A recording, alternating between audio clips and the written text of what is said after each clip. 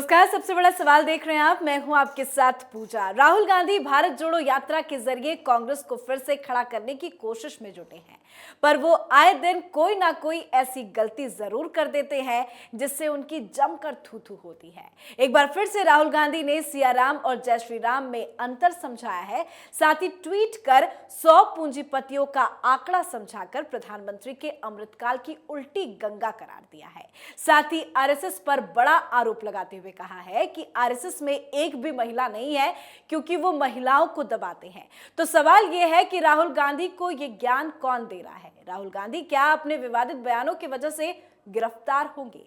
आज इसी पर चर्चा करेंगे। बातचीत के लिए मेरे साथ स्टूडियो में मौजूद हैं कैपिटल टीवी के editor in chief doctor Manish Kumar. Doctor साहब, बहुत बहुत स्वागत है आपका। धन्यवाद। ये राहुल गांधी को हो क्या गया है? किससे ज्ञान ले रहे हैं ये? देखिए, तस्वीरें तो आई भारत जोड़ो यात्रा से कि रघुराम या राजन के साथ बैठ करके वो इकोनॉमी की कुछ ज्ञान हासिल कर रहे थे। लेकिन आप एक बात समझिए, घोड़े को घसीट के आप पानी तक तो ले जा सकते हैं जी। पानी पिला थोड़ी सकते हैं। ओबामा ने क्या कहा था कि ये एक अनगढ़ा स्टूडेंट है, खराब स्टूडेंट है, लंबी चौड़ी बातें करता है, सब्सटेंस नहीं है। रघुराम राजन भी माथा पीट रहे होंगे, क्या हम क्या सिखाए और ये क्या बोल गया। और वो बात ऐसी है कि जिसे हर देश को जानना चाहिए। ये बात अफवाह है, बहकाने वाला है, देश के प्रति असंतोष पैदा करने वाला है। ये बयान देशद्रोही बयान है। आप इस चीज को तब समझिएगा कि जब उसने क्या कहा, किस मीनिंग से कहा और हकीकत क्या है। ये नक्सलियों की भाषा बोल रहा है और जब से ये नक्सलियों की भाषा इसने कहना शुरू किया है, I have lost all the respect. Reason, आप अपनी गंदी राजनीति को साधने के लिए देश में उन्माद पैदा नहीं कर सकते। आपने क्या कहा? 100 पूंजीपति, ये पूंजीपति की सरकार है। 100 लोगों के पास 55% धन है और बाकी गरीब जो हैं वो बिल्कुल, he is talking like a Naxalite, haves and have nots, हिंसक संघर्ष, आर्म्ड रेवोल्यूशन। ये आप जो बात कहते हैं उसके पीछे पीछे की अलग उसकी धारणाएं, उसका अलग इलाज होता है। ये जिस विधा के बारे में बता रहे हैं कि पूंजीपतियों से क्या दिक्कत है तुमको भाई? तुम अपनी मम्मी से पूछे हो कितने पैसे रखे हुए हैं वो? क्यों दुनिया की टॉप 10 सबसे रिचेस्ट महिलाओं में से सोनिया गांधी का नाम है? आर्टिकल छपा था, केस करने की हिम्मत हुई? तुम्हारे पास कहां से पैसा आता है? तुमने कौन सी इंडस्ट्री चलाई है? क्या काम करते हो? कहां से तुम्हारा इनकम आता है? पूंजीपति। आप ये नक्सलियों की भाषा, ये सब कुछ पूंजीपतियों ने ये कर दिया। इस अनगढ़े स्टूडेंट राहुल गांधी को यह भी मालूम है कि पूंजीपतियों से ये वामपंथी क्या मीन करते हैं और इनके चक्कर में रहोगे पहले आपको ही साफ कर देगा। यही इतिहास है इनका, यही इतिहास है इनका।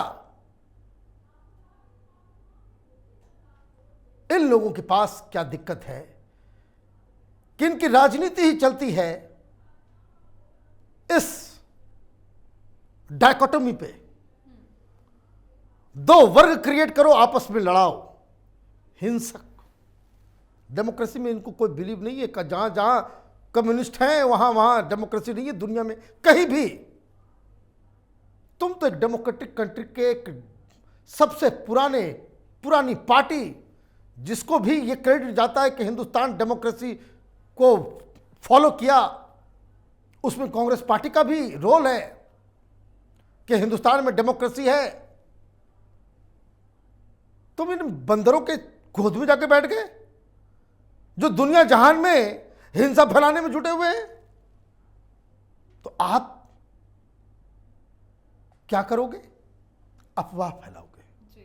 ये कम्युनिस्ट पार्टी ऑफ चाइना का नया स्पोक्स पर्सन बन गया राहुल गांधी।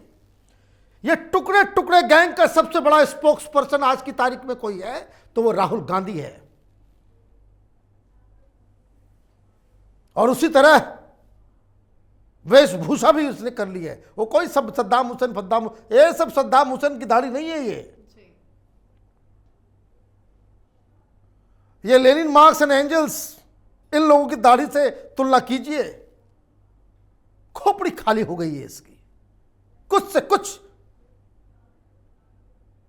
क्या है आंकड़े। और ये वीडियो सब लोगों को जानना समझना चाहिए कि होता क्या है। तुरंत लोगों के दिमाग में जाता है कि हाँ सही कह रहा है राहुल गांधी, सब कुछ तो पूंजीपति लोगों के पास है, हम गरीबों के पास क्या है।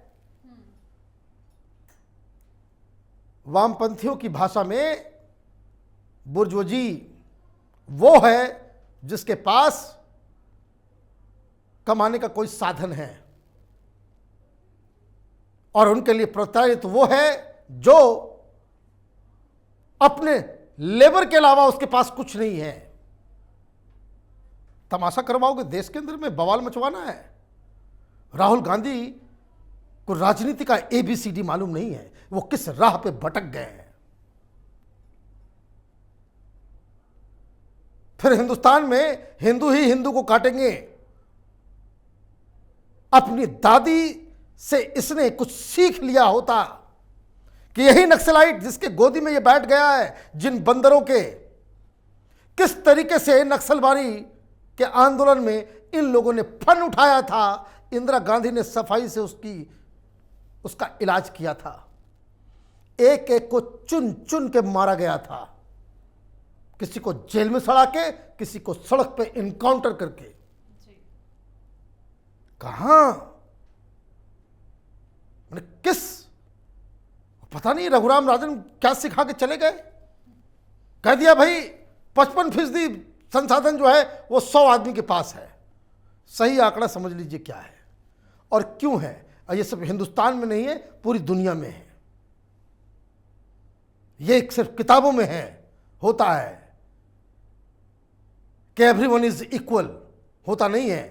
परिवार में तो इक्वल होता ही नहीं, क्लासरूम में इक्वल होता नहीं, फ्रेंड सर्किल में इक्वल होता नहीं। पूरी दुनिया में सबको इक्वल करने चले हैं ये बकवास विचारधारा फैलाने वाले लोग। हिंदुस्तान में जो टॉप अमीर जो 10% है, 10% उनके पास 57.13 संसाधन है देश का पूरा। मतलब 57% इनकम संसाधन वो 10% के पास है। ये लेटेस्ट आंकड़ा मैं बता रहा हूं, और ये शुरू से रहा है, ऐसा नहीं कि मोदी जी के आने के बाद से हुआ है। हैं? ऑलमोस्ट इतना ही आंकड़ा 2014 में भी था, तब इनको शर्म नहीं आ रहा था। अब ये जो 10% है ये 100 हो गए। हिंदुस्तान की आबादी का 10% कितना होता है? 100 होता है। कौन से प्राइमरी स्कूल में तुमने पढ़ाई की है इटली में कि जो हिंदुस्तान की पॉपुलेशन का 10% जो है 100 के बराबर हो गया? ये लाखों की संख्या में है। और जिसके बारे में ये बात कर रहा है कि वो गरीब लोग हैं, वो जो बॉटम 50% है,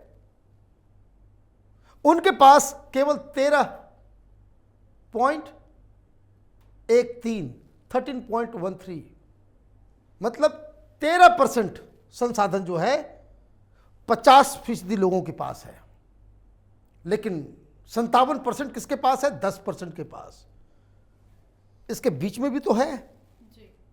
जो हिंदुस्तान का वो मिडिल क्लास जो बड़ा स्ट्रांग है, जिसकी वजह से सब कुछ चल रहा है, वो 40%, उनके पास 30% संसाधन है। क्यों है ऐसा? क्यों है ऐसा, इसको भी समझ लीजिए। हिंदुस्तान का 55%, मान लीजिए 50% पॉपुलेशन वो है जो लैंडलेस है। वो लैंडलेस क्लास, उसकी संख्या 50% है।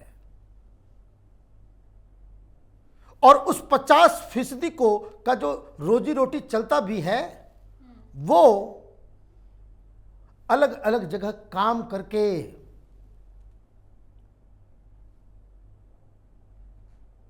तो उनके लिए आपकी दादी ने अर्ली 70s में कहा था कि भाई गरीबी हटाओ। क्यों नहीं हटा गरीब? क्यों नहीं हटा गरीब? और जो गरीबी की जो मापदंड है $1.9 पर डे के इनकम के हिसाब से, तो उसमें हिंदुस्तान में पिछले जब से मोदी सरकार आई है 12% के आसपास कमी आई है। 29% जो लोग हैं जो रियल सेंस में बीपीएल गरीब हैं, उनके लिए योजना होनी चाहिए। उसके लिए इनको कैसे अमीर किया जाए, वो विजनरी लीडर होगा। इनके जेबों में पैसे कैसे पहुंचे, वो विजनरी लीडर होगा। और जो वामपंथी होगा, जो कम्युनिस्ट होगा, वो बोलेगा कि ये जो 40% और 10%, 50% है, उसके पैसे को छीन लो, उसको कैसे गरीब किया जाए। यही तो डिफरेंस है अप्रोच का। मोदी ये जो 50% है उसके झोली में पैसे डाल रहे हैं, बैंक ट्रांसफर हो रहा है, अनाज दिया जा रहा है। उनको कैसे इकोनॉमी से जोड़ा जाए। इनका बैंक अकाउंट खुल रहा है, किसका खुल रहा है? इसी 50 का। तुम्हारी सरकार ने तो 70 साल तक इसको चूसा ही। जस्ट इमेजिन कि ये कांग्रेस पार्टी की सरकार होती और गरीबों को 2000 रुपया दिया जाता बैंक ट्रांसफर के तौर, और ये बैंक का अकाउंट नहीं होता। ये कांग्रेस के नेता दीमक की तरह चट कर गए होते सारा पैसा, खजाने से पैसा भी निकल गया होता और किसी को मिलता भी नहीं। ये तो सिस्टम बना के दाढ़ी बढ़ा देने से, भाषण देने से नेता बन जाता है। तो इस अप्रोच को डिफरेंस समझिए। ये वामपंथ है, ये टुकड़े टुकड़े गैंग, पूरी दुनिया में ये वामपंथ यही सिखाता है कि जो संसाधन वाले लोग हैं उसको गरीब कर दो, उससे छीन लो। और इसीलिए स्टालिन पैदा होता है, पोल पोत पैदा होता है। इनकी सोच में ही कैंसर है। आके भारत जोड़ो यात्रा, ये भारत को तोड़ने का काम कर रहे हैं। तो ये मैंने कहा कि ये देशद्रोह है, ये देश को तोड़ने का काम किया जा रहा है। और ऐसे व्यक्ति की जगह तो जेल होनी चाहिए, लेकिन देश में तो कानून ही लुंज पुंज है। आप ये समझिए कि दुनिया में ऐसे बहुत सारे देश हैं जहां इस तरह के वामपंथी खुले रूप से नजर आ जाते हैं, उठा के जेल में डाल दिया जाता है। अच्छे अच्छे डेमोक्रेटिक कंट्रीज में आप स्टेट के खिलाफ डिसअफेक्शन क्रिएट नहीं कर सकते। आप जो मन में आएगा सो बक देंगे। और राजनीति ही करनी है तो कम से कम किसी अच्छे आदमी से आप सीख लो। आज़ादी के पहले से ये वामपंथी यही दलाली करते रहे चीन और मॉस्को की। ये यूएसएसआर तो गया, खत्म हो गया, चीन का भी नंबर है। और उनके दलाल जहां जहां हैं वो राहुल गांधी जैसे पप्पू को पकड़ लेते हैं। आई एम सॉरी टू से दिस, लेकिन इस तरह की भाषा it should not be tolerated. ऐसे लोगों की जगह जेल के अंदर है। जो लोग हिंदुस्तान में आर्म रेवोल्यूशन करवाना चाहते हैं, जो लोग नस्लिज्म करना चाहते हैं, जो लोग भारत के टुकड़े टुकड़े करना चाहते हैं, उनको डेमोक्रेटिक राइट संविधान के द्वारा अधिकार दिया गया, उसका मिसयूज नहीं करने दिया जाना चाहिए। तो ये कहानी है। आपने 2-3 और बातें कही, बेचारे यही सब बकवास करते करते ये तो मुझे लगा कि भाई इस टॉपिक के ऊपर बातचीत जरूरी है, क्योंकि अभी घून लगना शुरू हुआ है कांग्रेस पार्टी में। इसके कार्यकर्ता फिर मिलेंगे जंगल में बंदूक लेकर के लाल सलाम करते हैं। मतलब कुल मिला के राहुल गांधी लोगों को भ्रमित कर रहे हैं और आरएसएस पर भी उन्होंने बड़ा बयान दिया है। आरएसएस वाले को, यही तो मैं कह रहा हूं कि आरएसएस वाले को इमीडिएटली करना चाहिए। बार बार जब भी ये इस तरह के बयान दे, आरएसएस तो कोई पॉलिटिकल पार्टी है नहीं, उनको कोर्ट में जाकर के इसको घसीटना चाहिए, जेल भिजवाना चाहिए। अभी तो माफी मांगेगा, अभी देखते रहिए आप कि गांधी जी की हत्या में उनका आरएसएस चल रहा है सुप्रीम कोर्ट में, माफी मांगेंगे, नहीं तो जाएंगे जेल। तो इस तरह के लोगों को थोड़ा सा, कांग्रेस के भी लोग थक गए, कांग्रेस में ही लोगों को कुछ जाकर के बताना चाहिए। अब तो टेलीविजन पे भी लोग थू थू करने लगे। कांग्रेसी प्रवक्ता कि वामपंथियों ने बर्बाद कर दिया कांग्रेस पार्टी को। तो भाई सारा काम तो आप ही कर रहे हो। ये जो लेफ्ट लिबरल कबाल है, उनको तो अच्छा लग रहा है कि उनको एक माउथ पीस मिल गया, बोलने वाला।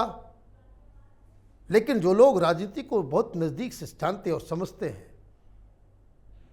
उनको तो यही लग रहा है कि अगर ये हाल रहा, कांग्रेस पार्टी तो अब सत्ता में कभी आ ही नहीं पाएगी। देश की जनता ने इस तरह की विचारधारा को बहुत पहले ही डस्टबिन में डाल रखा है। वहाँ से कुछ बाहर यूजफुल चीज़ आने वाला नहीं। जी, बहुत बहुत धन्यवाद समझाने के लिए। धन्यवाद। तो भारत जोड़ो यात्रा के दौरान राहुल गांधी आए दिन बीजेपी और आरएसएस पर हमला बोल रहे हैं और एक बार फिर से राहुल गांधी ने आरएसएस पर हमला बोला है। इस पर आप अपनी राय कमेंट करके जरूर लिखें। देखते रहिए कैपिटल टीवी। नमस्कार।